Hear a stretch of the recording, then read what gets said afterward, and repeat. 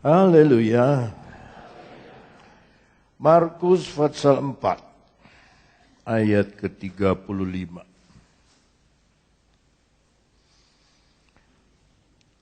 Markus pasal 4 ayat ke-35.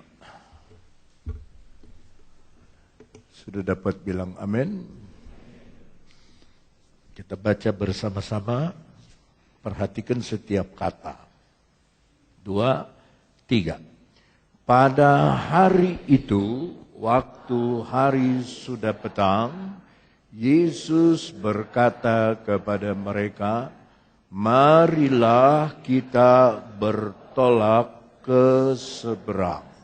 Ulangi, marilah itu. 2, 3. Marilah kita bertolak ke seberang. Di dalam salinan bahasa Inggris, bunyinya agak lain. Coba bahasa Inggrisnya. And the same day, when the even was come, he saith unto them, Let us pass over unto the other side. Mari kita lewat ke sisi yang lain. Ulangi. Mari kita lewat ke sisi yang lain. Atau mari kita pergi ke sisi yang lain. Pada sore hari ini, judul khotbah saya adalah sisi yang lain. Sama-sama. Itu judul khotbah saya. Terlalu banyak dan sangat sering ini kadang-kadang menjadi penyakit bahwa orang Kristen rata-rata mengenal kekristenan hanya satu sisi. Ya, padahal Tuhan itu membuat segala sesuatu itu sejodoh. Ada terang, ada gelap. Ada panas, ada dingin. Ada jauh, ada dekat. Ada atas, ada bawah. Ada basah, ada kering. Ada penipu, ada yang ditipu. Ada pembohong, ada yang dibohongin. Ya. Nah, kalau saudara mengerti dua sisi ini, maka kita sudah menjadi orang bijak. Kalau mengerti ada dua sisi ini. Nah, tetapi sangat disayangkan bahwa kebanyakan orang Kristen itu hanya mempelajari satu sisi saja. Ya, sore ini kita akan melihat bedanya percaya dan iman. Apa saudara? Bedanya percaya dan iman. Percaya dan iman tidak sama.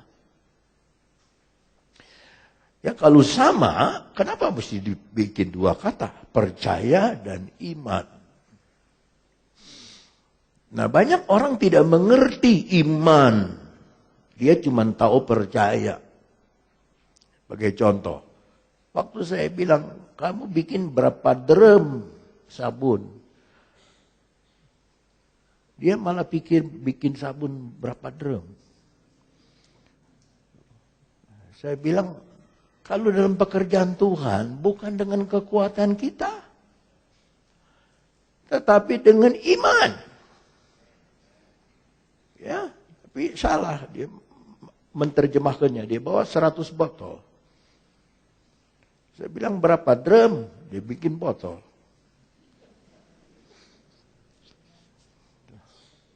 Berapa satu botolnya?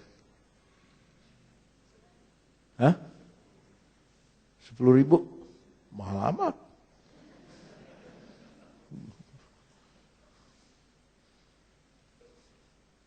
10.000, 100 botol, 10.000 kali 100, ya berapa tuh? Hah? Oh, 1 juta mas. Gampang lah. Saya minta koin. Ada koin. Ayo, yang biasa kamu masukin ke kolektor. Koin. Koin 100-an, 500-an, ada 1.000. Pinjem, dipulangkan kek. Sini. Terima kasih.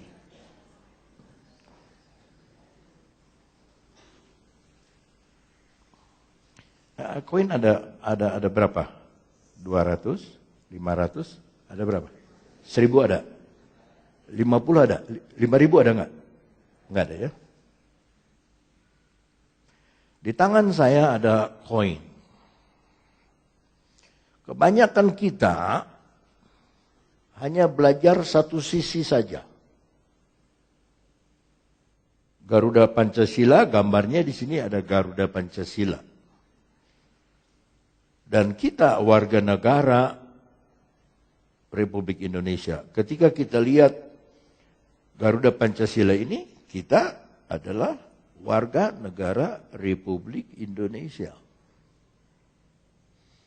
Tapi kita jarang lihat sisi yang sebelahnya. Garudanya sama. Ya, kalau saudara lihat ini, percaya. Garuda itu lambang kita percaya. Jadi orang Kristen saya percaya. Percaya.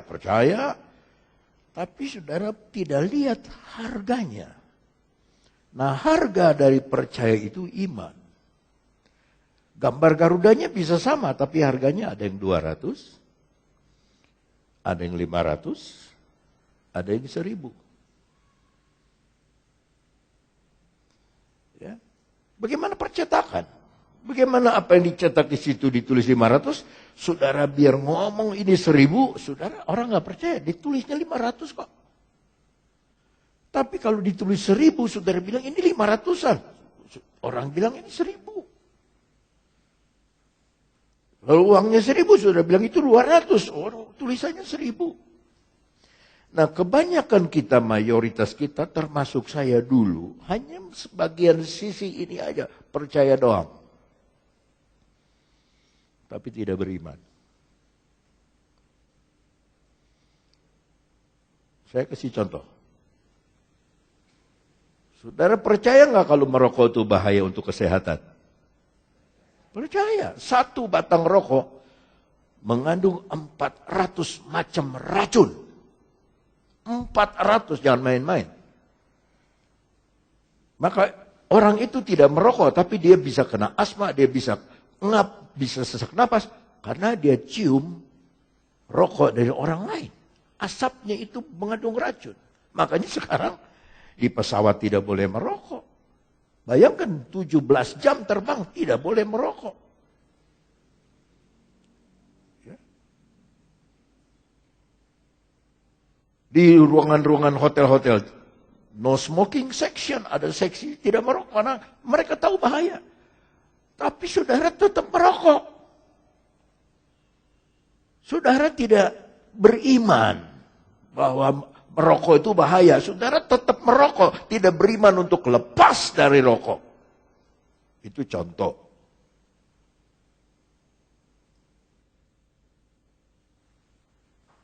Kita akan lihat beberapa cerita supaya saudara lebih yakin lagi bagaimana bedanya antara iman dan percaya. Kita lihat Markus 11. Dalam Markus pasal 11 ini uangnya dikembalikan. Mau disulap jadi 1000. Ya. Markus 11. Kita membaca ayat 20. Pagi-pagi ketika Yesus dan murid-muridnya lewat, mereka melihat pohon ara tadi sudah kering sampai ke akar-akarnya. Maka teringatlah Petrus akan apa yang telah terjadi. Lalu ia berkata kepada Yesus, Rabi, lihat pohon ara yang kau kutuk itu sudah kering. Yesus menjawab mereka sama-sama, percayalah kepada Allah. Nah, ini soal bahasa. Bahasa Indonesia pakai kata percaya. Tapi dalam bahasa Inggris tidak dipakai kata believe, tetapi dipakai kata faith. Bahasa Inggrisnya. And Jesus answering saith unto them, have faith in God. Ini yang kita akan bicara. Milikilah iman di dalam Tuhan. Ulangi. Milikilah iman di dalam Tuhan. Kata di dalamnya kita buang. Milikilah iman Tuhan. 2, 3. Milikilah iman Tuhan. Nah, kalau saudara tahu Tuhan itu harganya berapa, satu sisi ada Garuda Pancasila, kita warga kerajaan sorga, ada lambangnya. Tetapi sisi yang lain itu, berapa saudara kasih harga sama Tuhan? Saudara hargai berapa Tuhan itu? Ya? Apa Tuhan itu hanya cuma menyembuhkan sakit? Hanya Tuhan yang kita sembah itu hanya menolong orang yang sakit sembuh? Sesuatu yang tidak kekal? Kesembuhan itu tidak kekal. Satu kali kita akan mati. Apakah Tuhan itu kita nilai hanya yang memelihara makanan kita, pakaian kita, kesehatan kita? Lebih dari itu. Nah, itu sebabnya kita tidak boleh hanya tinggal di dalam percaya, tapi di dalam iman. Ayat berikutnya, ayat 23. Aku berkata kepadamu, sesungguhnya barang siapa berkata kepada gunung ini, beranjaklah dan tercampaklah ke dalam laut, asal tidak bimbang hatinya, tetapi apa? Percaya bahwa apa yang dikatakannya itu akan terjadi, maka hal itu akan terjadi baginya. Di dalam bahasa Inggris memakai kata believe. Ini percaya. Tapi ayat 22 itu iman. Makanya dia pakai gunung yang besar. Masuk ke dalam laut. Itu Allah kita. Gunung yang besar masuk ke dalam laut. Dengan tidak bimbang hatinya. Melainkan yakin bahwa perkataannya akan terjadi. Maka terjadi.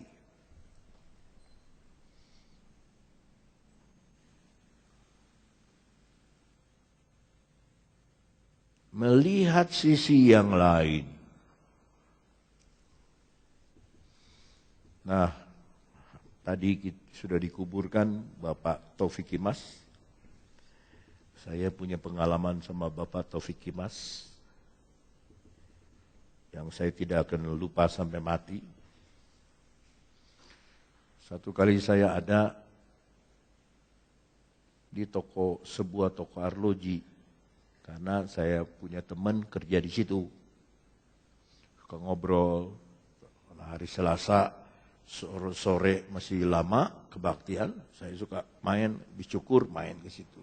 Ngobrol-ngobrol sama Ko Akong yang punyanya. Saya itu begini di meja tuh gini. Liatin arloji, resep macem-macem. Tiba-tiba duduklah di sebelah saya. Orang gemuk, tinggi, besar. Duduk sebelah dia yang kurus. Belakangan saya tahu itu stafnya. Ini Megawati belum jadi wakil presiden, belum.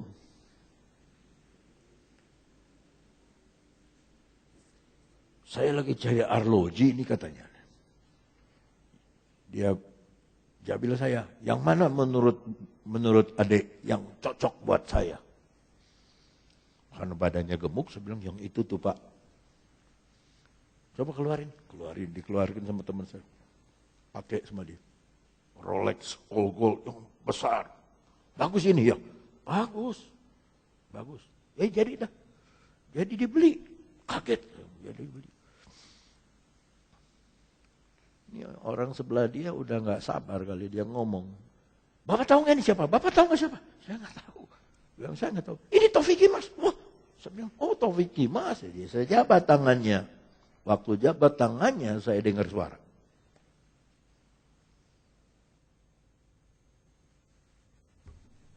Ini orang akan pegang uang banyak sekali. Wah Pak, saya bilang ada suara nih. Sebelum dikenalkan Taufik Kimas ada suara nih. Bapak akan pegang uang nih. Ratusan miliar ini Bapak akan pegang uang. Tapi hati-hati jantung Bapak. Tiba-tiba ngomong begitu aja saya sudah lepas gitu. Baru itu orang bilang, ini tahu gak siapa ini? Taufik Kimas. Saya baru pulang dari Australia katanya periksa jantung. Dan ngobrol lah kita. Saya anak Soekarno, saya bilang, saya dulu hampir dikeluarin dari sekolah karena kita ikut Soekarno, Presiden Soekarno dulu.